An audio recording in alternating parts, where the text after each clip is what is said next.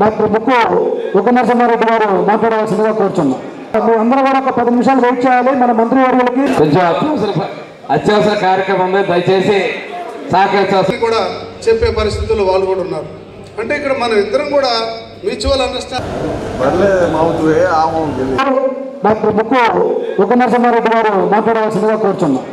అందరూ కూడా ఒక 10 నిమిషాలు వెయిట్ చేయాలి. మన మంత్రి వర్యులకి కొంచెం అత్యవసర కార్యక్రమం ఉంది, దయచేసి సహకరించాల్సి కూడా చెప్పే పరిస్థితుల్లో వాళ్ళు కూడా ఉన్నారు.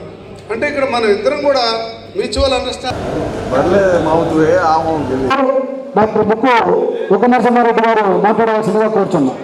అందరూ కూడా ఒక 10 నిమిషాలు వెయిట్ చేయాలి. మన మంత్రి వర్యులకి కొంచెం అత్యవసర కార్యక్రమం ఉంది, దయచేసి సహకరించాల్సి కూడా చెప్పే పరిస్థితుల్లో వాళ్ళు కూడా ఉన్నారు. అంటే ఇక్కడ మనం ఇద్దరం కూడా మ్యూచువల్ డాక్టర్ బుక్కు ఉపనరసింహారెడ్డి గారు మాట్లాడవలసిందిగా కోరుచున్నాం. అందరూ కూడా ఒక 10 నిమిషాలు వెయిట్ చేయాలి. మన మంత్రి వర్యులకి కొంచెం అత్యవసర కార్యక్రమం ఉంది, దయచేసి సహకరించాల్సి కూడా చెప్పే పరిస్థితుల్లో వాళ్ళు కూడా ఉన్నారు. అంటే ఇక్కడ మనం ఇద్దరం కూడా మ్యూచువల్ అండర్స్టాండింగ్ తో వెళ్ళాలి.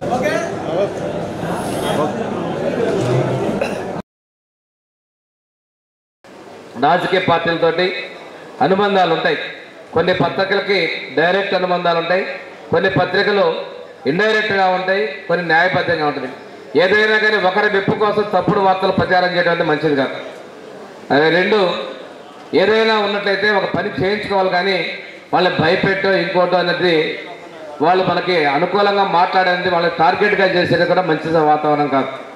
రాజకీయాల్లో కావచ్చు, పాత్రికేయ రంగంలో కావచ్చు, ప్రజాస్వామ్యంలో కావచ్చు, విమర్శలు సద్విమర్శలుగా స్వీకరించడం ముందుకెళ్ళాలి. తప్పు ఎవరు చేసినా కానీ వాళ్ళని దండించే విధంగా ఉండాలి, కానీ తప్పు మీరు చేసేటువంటి పరిస్థితి తెచ్చుకోకూడదు.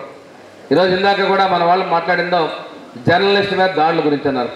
జర్నలిస్ట్ మీద దాడి అనేది చేయకూడదు.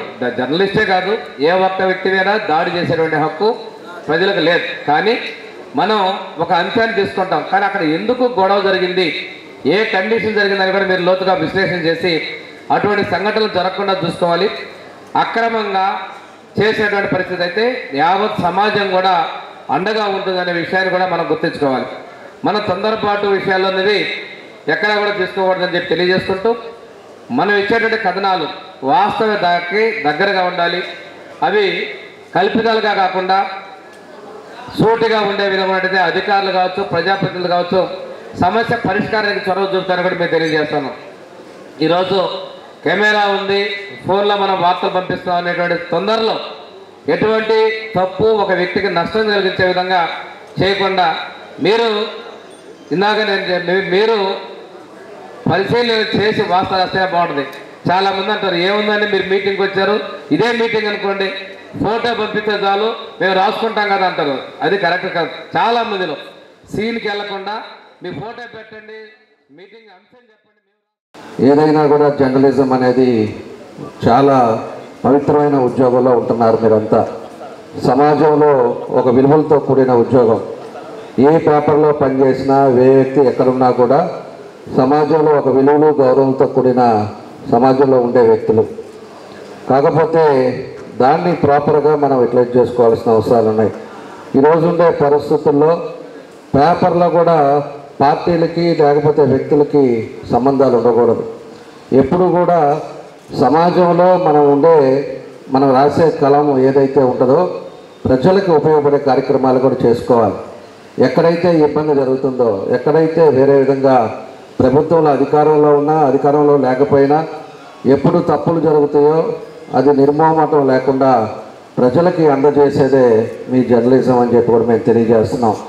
ఆ విధంగా పోయి ఉండే వాళ్ళకి ఏదైనా చిన్న చిన్న సమస్యలు ఇబ్బందులు రావచ్చు తప్పితే ప్రజల్లో మాత్రం ఖచ్చితంగా ఒక విశ్వాసంతో కూడి ఉంటారు. ఎవరైతే కరెక్ట్గా రాస్తారో తెలుసుకొని ఈరోజు వేగ్గా రాయటం కాదు, వేగ్గా కొంతమంది అట్లా అయిపోయినాయి.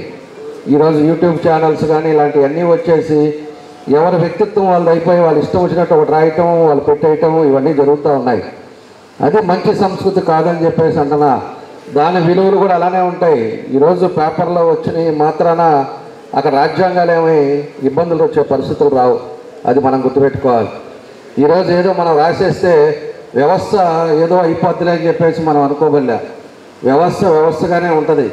కానీ రాసే విలువలు మాత్రం ప్రజలు తెలుసుకుంటారు. ప్రజలకి ఎవరో 5% ఎంతమందో రాసింది చూస్తారు తప్పితే మిగతా మనుషుల గురించి వ్యక్తిత్వం ప్రజలకి దాదాపు అవగాహన ఉంటుంది. ఎవరు ఏంటి, ఎవరి పరిస్థితులు ఏంటి అని. అలాంటివన్నీ కూడా మనం ఆలోచించుకొని సమాజం కోసం మీ అందరూ కూడా కృషి చేయాలని చెప్పి ఈ సందర్భంగా నేను తెలియజేస్తున్నాను. మీ సంగతి తెలుస్తాం. మీరు ఇంటికి పోతే మీ వ్యవహారం తేల్చేస్తాం. మీరు ఎట్టా అధికారంలో ఉంటారు, మీ వ్యవహారం తేల్చేస్తానని కొంతమంది రాజకీయ నాయకులు మాట్లాడుతున్నారు. వాళ్ళే తప్పులు చేశారు, మీ అందరికీ తెలుసు. ఇవాళ ఆ తప్పులన్నింటినీ కప్పిపుచ్చుకోవడానికి కూడా కొంతమంది మాట్లాడుతుంటారు. అయితే సున్నితంగా మీరు విమర్శించి అది ప్రజలకు అర్థమయ్యేటట్టుగా చేయాల్సినటువంటి అవసరం ఉందని చెప్పేసి ఈ విషయాన్ని కూడా మీకు తెలియజేస్తున్నాను. సో ఈరోజు మమ్మల్ని పిలిచారు, చాలా సంతోషం. మమ్మల్ని కూడా మీతో పాటు కలుసుకొని మీరు మాట్లాడే మాటలు, ఇక్కడ మా రాజకీయ నాయకులు మాట్లాడే మాటలు అన్నింటినీ మనం బేరీ చేసుకొని మనం ఎలాగా మన నియోజకవర్గాల్లో ముందుకెళ్లాలన్న విషయానికి ఇది ఒక మంచి అవకాశం అని నేను అనుకుంటున్నాను. అలాగే చీరాల వరకు వస్తే ఎవరైతే జర్నలిస్టులు ఉన్నారో వాళ్ళందరితో నేను చాలా ఫ్రెండ్లీగా ఉన్నాను. నేను చెప్పడం కాదు, వాళ్ళే మీకు చెప్పాలి. మీరు వార్తలు రాసేటప్పుడు గవర్నమెంట్ ఇన్స్టిట్యూట్ల మీద వెంటనే రాస్తున్నారు. గవర్నమెంట్ హాస్పిటల్లో బాగలేదు అని రాస్తే ఆ హాస్పిటల్ ఇంకా డిమారలైజ్ అయిపోతాం. కానీ దానికన్నా కూడా నా సజెషన్ ఏంటంటే, మేము చేసేది ప్రజల కోసమే కాబట్టి అన్న ఈ హాస్పిటల్లో ఈ సమస్య ఉంది, మీరు ఎందుకు చూడరని మాకు చెప్పి మేము స్పందించినప్పుడు దాని గురించి రాస్తే బాగుంటుంది. లేకపోతే ఏమవుతుందంటే గవర్నమెంట్ హాస్పిటల్స్ మొత్తం అంతరించిపోయి ప్రైవేట్ హాస్పిటల్ మా లాంటి హాస్పిటల్స్ అన్ని బాగుపడుతున్నాయి. ఎందుకంటే అక్కడ చిన్న ఇన్సిడెంట్ జరగవచ్చు, మనకున్న స్టాఫ్ తక్కువ వల్ల కానీ లేకపోతే గవర్నమెంట్ వల్ల. అది మీరు లోకల్గా ఉన్న సంబంధిత అధికారులకు కానీ లేకపోతే నాయకులకు కానీ చెప్తే వెంటనే దాన్ని రెక్టిఫై చేసుకోవడానికి ఒక అవకాశం ఉంటుంది. స్కూల్లో బాగలేదు, విద్యార్థి దుమ్మాన్ని రాశారనుకో, మన తల్లిదండ్రులు ఏం చేస్తారు, గవర్నమెంట్ స్కూల్లో బాగలేదని ప్రైవేట్ స్కూల్లో పంపిస్తారు. వాస్తవంగా ప్రైవేట్ స్కూల్ కన్నా కూడా గవర్నమెంట్ స్కూల్లోనే ఎక్కువ క్వాలిటీ టీచర్స్ ఉంటారు. అక్కడ చదువుకున్న వాళ్ళందరూ కూడా పై స్థాయికి వెళ్ళే పరిస్థితి ఉంది. కాబట్టి వార్త ఒకటి రాసినప్పుడు ఇది సమాజానికి ఎంత మేలు చేస్తుంది, ఎంత కీడు చేస్తుందని మీరు ఆలోచించి రాస్తే బాగుంటుంది. మరి మీ పరంగా చూస్తే ఈ సీఎం ప్రోగ్రామ్స్ కానీ మంత్రులు వచ్చినప్పుడు కానీ ఏదైనా కార్యక్రమాలు చూసినప్పుడు మీరు ఎక్కడ ప్రాణాలు కోల్పోతారని కూడా భయపడుతూ ఉంటున్నా. ఎందుకంటే ఆ విధంగా పరిగెత్తడం, బండికి ఆలాడబడి తిరుగుతూ ఉంటారు. సో ఆ లైఫ్ రిస్క్ ఉంటుంది. కాబట్టి ఈ జర్నలిస్ట్ సోదరులందరూ కూడా ఇన్సూరెన్స్ సెక్టార్ని కొద్దిగా ప్రతి ఒక్కరికి ఏ విధంగా చేయడానికో అది ఫస్ట్ చేయండి. ఎందుకంటే ఆ కుటుంబాలకు ఉపయోగపడదు. మీరు అందరూ ప్రతి ఒక్కరు పట్టాలు అంటారు. పట్టాలు ఏముంది, మీరు స్థానిక ఉన్న నాయకులతో మీరు బాగుంటే అందరికి ఇచ్చేటప్పుడు మీకు ఆ పట్టాలు ఇవ్వడం జరుగుతుంది. కానీ హెల్త్ సెక్టారు మీ ఫ్యామిలీకి మీరు ఏదైనా ప్రమాదవశాత్తు జరిగినప్పుడు ఏ విధంగా ఉపయోగపడాలి, ఆ కుటుంబాన్ని ఆదుకునే విధంగా ఇన్సూరెన్స్ సెక్టర్లో కూడా ప్రమోట్ చేయించుకొని అందరం కూడా కలిసి దానికి ప్రాంతం వాళ్ళు చేస్తే పెద్ద బరువు కాదు. దాంట్లో అక్కడే ఎవరైతే ఉంటారో వాళ్ళందరూ చేయవలసిందిగా కోరుతూ